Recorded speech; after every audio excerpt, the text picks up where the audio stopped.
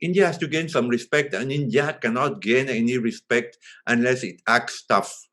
I see the BBC, the radio and the television of the colonizers of India, the people who bled India dry, the people who induced famines during the Second World War that killed millions of people, millions of Indians, so they could feel the soldiers. The people who looted India, whose art and statues and temple statues are lying all over England in their museums, including the biggest museums in London.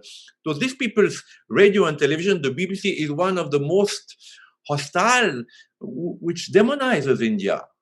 And it's so obvious, day after day after day, you read the BBC or you watch the BBC and you see how much they demonize India. Why cannot the Indian government act? The Chinese, they wouldn't do it in China, because in China, they know they'll be ejected in 3 days. They'll lose their license. The BBC, it's all about money again. It's all about economics. India is a huge country. It's got a number power. It's got, brain power. It's got an economic power. But I see, I've sent messages to Mr. Modi. I have some access to him, that, some action has to be taken.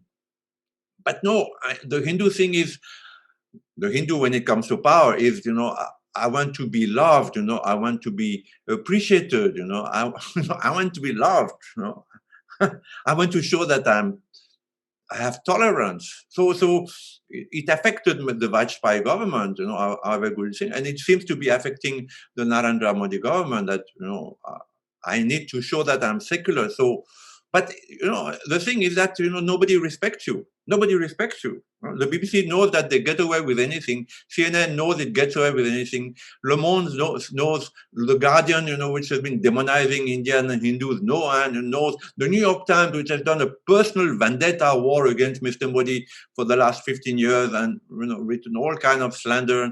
They know. They know that they can say anything. Nothing will happen to them.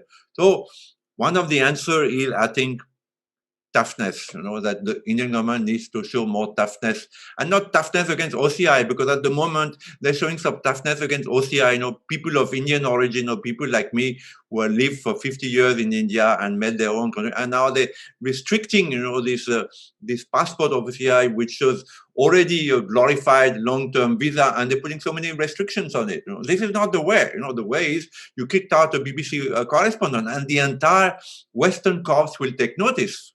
They will not write rubbish like they will think twice before slandering and lying. You kick one of them out. The Chinese will kick the entire BBC. No need. You kick one of the journalists out. And then people say, okay, let me be a little more careful now in what I say. But this is not happening.